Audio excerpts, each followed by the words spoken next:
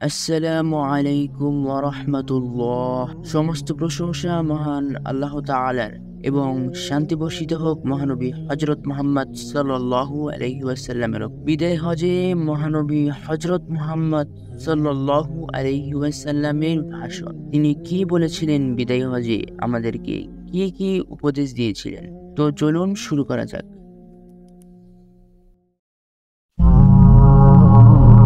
Islam is optimal.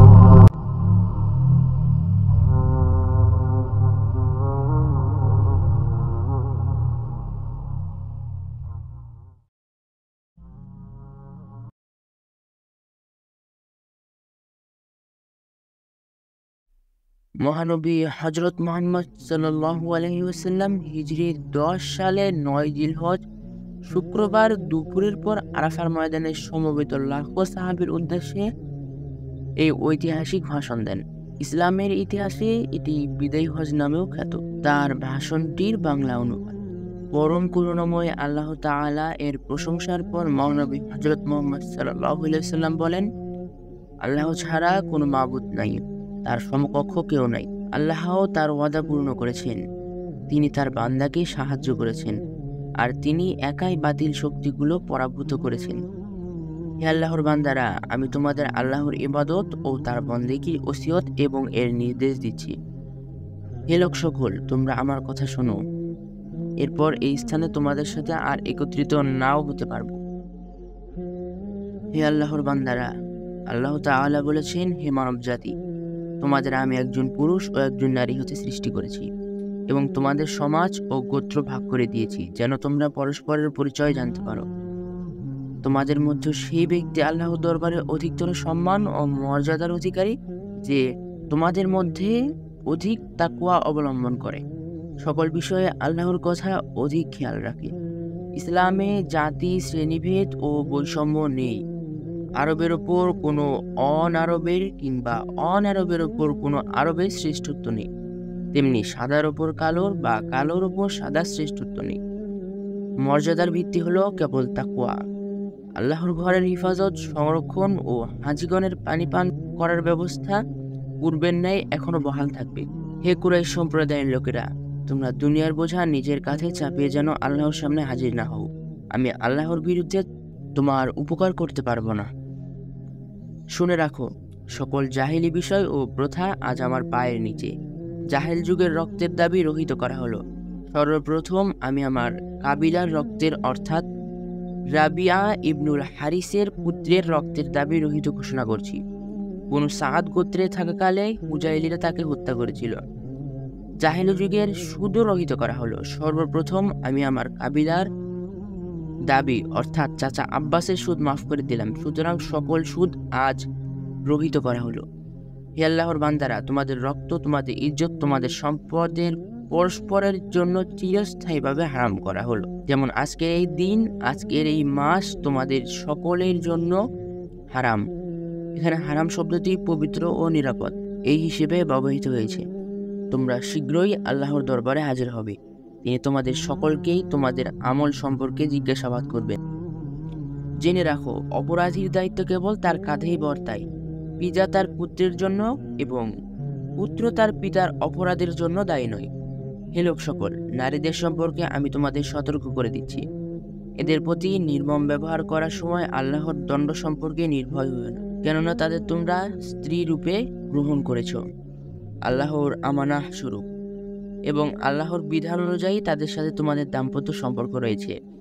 জেনে রাখো, তাদের উপর যেমন তোমাদের অধিকার রয়েছে, তেমনি তোমাদের উপরও তাদের অধিকার রয়েছে। সুতরাং তাদের কল্যাণ সাধনের বিষয়ে তোমরা আমার নসিহত গ্রহণ করো। তোমরা তোমাদের অধীনস্থদের সম্পর্কে সতর্ক হও। নিজেরা যা খাবে তাদের তা খাওয়াবে, নিজেরা যা পড়বে তাদের তা পড়াবে। হে আল্লাহর বান্দারা, শুনে রাখো, মুসলমান পরস্পর ভাই। সাবধান, আমার পরে তোমরা একজন আরেকজনকে হত্যা করার মতন কুফরি কাজে লিপ্ত হইও না। হে লোক সকল, আল্লাহ প্রত্যেককেই তার যথাযথ অধিকার দিয়েছেন, সুতরাং উত্তরাধিকারীর জন্য কোনো রূপ ওসিয়ত কার্যকর হবে না। সন্তান হলো বিবাহিত দম্পতি, ব্যভিচারী সন্তানের অধিকার নেই। আর সকল হিসাব নিকাশ আল্লাহর ওপর ন্যস্ত। যে ব্যক্তি নিজের পিতাস্থলে অপরকে পিতা বলে পরিচয় দেয়, নিজের মাওলা বা অভিভাবক বলে পরিচয় দেয়, তার উপর আল্লাহর লানত। ঋণ অবশ্যই ফেরত দিতে হবে। প্রত্যেক আমানত তার হকদারের নিকট অবশ্যই ফেরত দিতে হবে। কারো সম্পত্তি সে যদি স্বেচ্ছায় না দেয় তবে তা অপর কারোর জন্য হালাল নয়। সুতরাং তোমরা একজন আরেকজনের উপর জুলুম করবে না।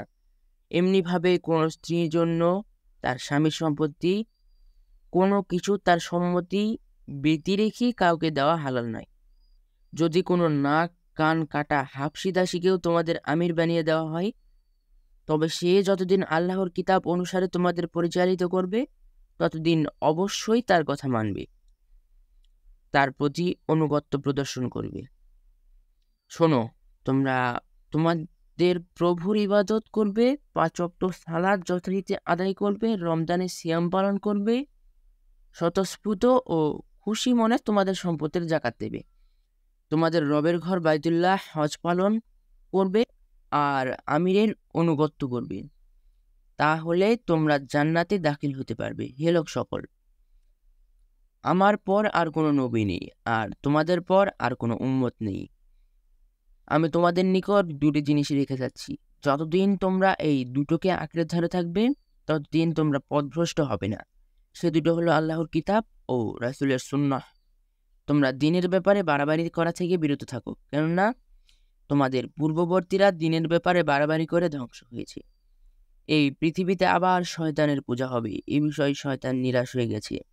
কিন্তু ক্ষুদ্র ক্ষুদ্র বিষয়ে তোমরা তার অনুসরণে লিপ্ত হয়ে পড়বে, এতে সে সন্তুষ্ট হবে। সুতরাং তোমাদের দিনের বিষয়ে শয়তান থেকে সাবধান থেকো। শোনো, তোমরা যারা উপস্থিত আছো, যারা উপস্থিত নেই তাদের কাছে আমার বাণী পৌঁছে দিও। কারণ অনেক সময় দেখা যায় যার কাছে পৌঁছানো হয় সেই পৌঁছানোওয়ালার তুলনায় অধিক সংরক্ষণকারী হয়। তোমাদের আমার সম্পর্কে জিজ্ঞেস করা হবে, তখন তোমরা কি বলবে? সমবেত সকলে সমস্বরে উত্তর দিলেন, আমরা সাক্ষ্য দেব আপনি নিশ্চয়ই আপনার উপর অর্পিত আমানত আদায় করেছেন, রিসালাতের দায়িত্ব যথাযথভাবে পালন করেছেন এবং সকলকে নসিহত করেছেন। রাসূলুল্লাহ সাল্লাল্লাহু আলাইহি ওয়াসাল্লাম আকাশের দিকে পবিত্র শাহাদত আঙ্গুলি আবার নিচে মানুষের দিকে নামালেন। হে আল্লাহ, আপনি সাক্ষী থাকুন। হে আল্লাহ, আপনি সাক্ষী থাকুন।